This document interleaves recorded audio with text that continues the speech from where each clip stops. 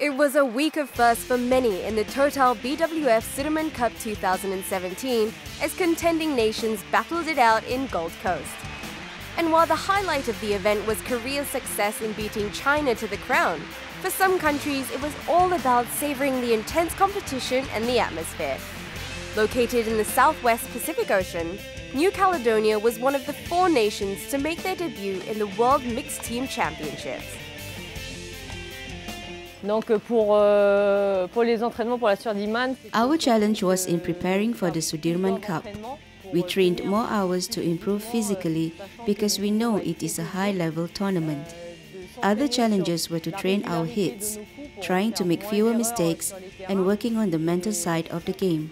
Because for most of us, we've never participated in such a big tournament like this one, a world-class tournament. D'un niveau mondial en fait. We trained for a month, about 3 or 4 times per week. I think we gave our best and played to the best of our abilities. We are all here for the experience and to gain as much knowledge about the game as possible. Producing the results does not really concern us as we are still learning and improving in the sport. The world's fastest racket sport is relatively new in the 3rd largest island in the Pacific, where surfing, swimming and football are the favorite activities. But that has not deterred the local badminton association from enticing the locals, especially the younger generation, to take up the shuttle game. Our plan is to increase the number of badminton players, especially the young ones. We want to get them started very young and make them evolve to a professional level. We also want people to have fun playing badminton. Right now, the number of registered players in New Caledonia is quite encouraging. With a population of only 270,000 people, finding a large pool of talented players could be burdensome. However, Badminton Oceania has played a massive role by providing aid for the country's progress in the sport. When we first started out, we didn't have the kind of resources that young players have these days to develop in badminton. Thankfully, we could rely on Badminton Oceania to help us in this area. They gave us assistance to train and groom our young players. Not only that, they also helped in umpire training and also coaches like me. I could do my coaching badges thanks to Badminton Oceania.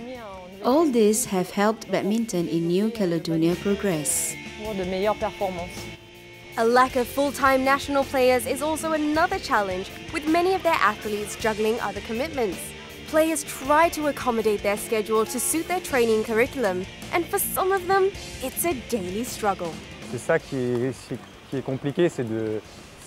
What is really difficult is to get enough training, and at the same time, you have to juggle between a job and family. You try to save some time in the evening after work, or maybe at noon to work out in the gym. You try to do that every day, but it is hard. Basically, you do what you can to try to train every day.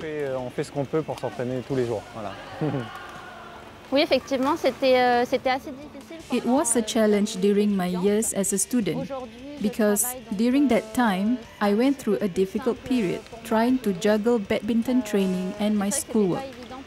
Now that I'm graduated and hold a job, it gets easier, but it's still a tough juggling act. During my school days, I had to make big sacrifices in my studies if I wanted to train properly. In my professional capacity now, I am able to schedule things better as there is room for flexibility. Undeterred by the obstacles stacked against them, New Caledonia graced the beautiful shores of Gold Coast with a purpose. And their maiden participation in the Sudirman Cup witnessed the nation finish in 24th place, surpassing the other 3 Oceania debutantes, Fiji, Guam and Tahiti. On the first day of the competition, the country earned a resounding 4-1 victory against their North Pacific counterparts, Guam. Their achievements saw the country rise 6 places to 51st in the world team rankings. The team's thirst for success shows no signs of slowing down, with the association already looking ahead to greater prospects. With New Caledonia a self-governing territory of France, The players are hopeful that they will have the opportunity to be part of the French national team in the sport's biggest stage.